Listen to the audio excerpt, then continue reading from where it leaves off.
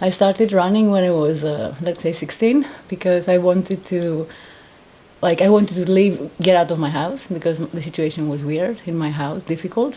And then in Spain, I was running because I wanted to tire myself to escape my problems.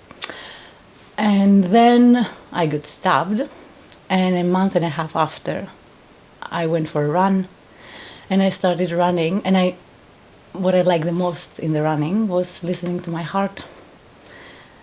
And that's why I run now. I listen to my heart, and I love it. And once I stopped listening to my heart, I started listening to my mind. My name is Marina Tziara, and I am from Greece. And I am an artist. I'm a painter. I grew up in Greece, but then I moved to Spain and I stayed there for 10 years. I moved to Spain to study art, and then I studied education as well. And now I live in France. It's been 4.5 years that I live in France.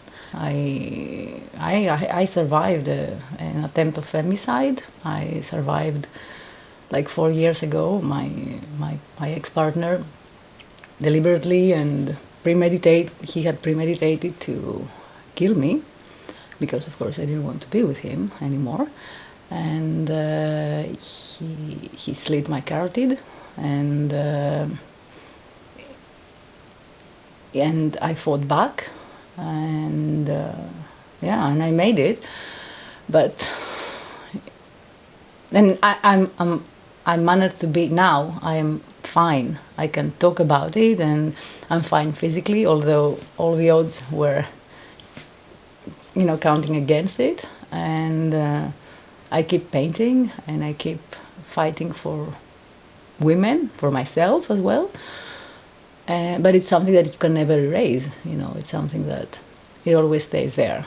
And we never imagine that this can happen to us, and we can make it through this. That is my biggest, surprise. I don't know how to say it. I was always thinking, oh my God, if this happens to me, if something like that, if someone rapes me, if someone tries to kill me, if someone beats me, I was like, I don't know how these people come back from this, and I made it. So that's the fire that I'm telling you. And now I can see it in other women as well. You see this fire that keeps burning. This is so not only inspiring, this is what life is. That's why I paint only women. Indeed, when I spoke and in Greece, or when I did interviews, or when I spoke even at a conference about femicide, indeed, you get, of course, you get a lot of publicity, and then you get people who follow you back, women mostly, that they tell you, I've been through this, thank you for speaking out loud. I'm still afraid. That this is something that was, hit me when many women, many people that I knew from school, women that they have like good positions in, businesses, auto entrepreneurs, they have, they have their shit together, and they just write, I've lived the same, I've had this, I'm hidden from the world, I can't even show my face.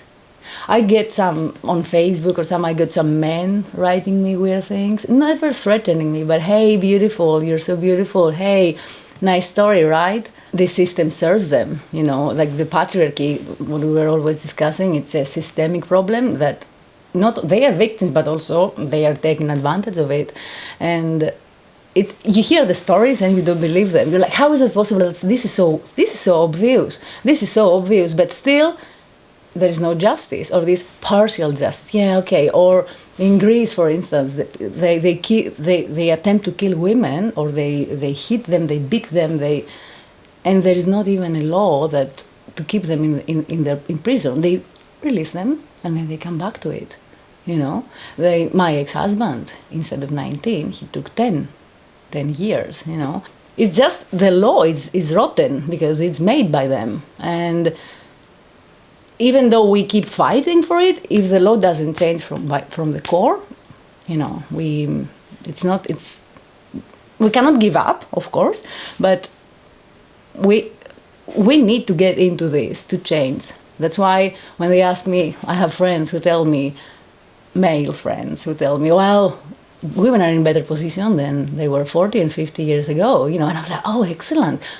Then we can just chill and stop fighting, no? We can just not worry anymore and I tell them, if something happens, look at the United States now, Argentina, something happens, who is going to lose their rights first? You or me? Just tell me, because at the US, we lost rights over our bodies last year, and then there was this conference of judges and prosecutors and the police department. It was a big conference in Thessaloniki, and I got invited in this, but they just throw you there, They throw you there and they re-victimize you. They just want you to talk about what happened. And then you sat there for 3 hours and you listen to are we changing the law to make the aggressors reflect more on what they have done. It was a very interesting example because this is where I wrote to this reporter that we were in touch, that she is also very active in this. I wrote her a message, and I'm like, I can't stand this anymore, because they were talking about a system that I have implementing of connecting the victim with the aggressor and intermediation, and how this is going better. And then we have people who were saying, prosecutors, even women, that was the worst part, they were saying, well, what a win it is, what a win it is to hear from a 70 or a 60-year-old man, it's so bad. I realize now, after all those years, that it's so bad to hit my wife. This is a win? Why do we even have to spend time on that? I'm sorry, they are what you say collateral damages. Well, let's talk about collateral damages. Let's talk about our fucking collateral damages. Hatred is implemented because we need to not accept ourselves. This is horrible. And for me, feminism helped me and made me realize that. Not made me realize. For me, feminism helped me reinvent myself, re-see myself differently, and it's a safe space for me. Of course, it's a fight as well, but it's a safe space. And this is what I try to say to male friends or to other women who say, I'm not a feminist. No, it's if you choose to be part of this, you will see yourself differently. And reading women, talking with women, I realized that the biggest issue is the hatred that I had towards the image of the woman that I don't want to become, I guess, or the image of the woman that I should become, because you're trying to be something that you're not. We can't fight this fight pretending that we are not women, we are not feminine. And it's not just, we are all and it's fake. No, you feel the energy. This is how hatred just transforms to love, I think. This is what happened to me here. I told you, it's my entire life I was subconsciously comparing myself to other women. Always, always. Body-wise, brain-wise, money-wise, partner-wise, always. And the more I was involved to feminism, the more I was saying, well, you shouldn't do that. You shouldn't see yourself fat, You shouldn't. But then when you're weak, you do it. You compare yourself to others, why am I not there? Why? And when I arrived here, we sat on the table. I felt naked, but exposed, but I was exposed, but it was not a problem, And this is how empowerment should look. This is how empowerment should look. And this is how you start becoming fearless. And I came here because I knew other women that they were older than me, but I don't know. It didn't click. I come here. I meet you. I meet all the other women, the amazing residents, and they are older than me, and they are so thriving, but not in all just success.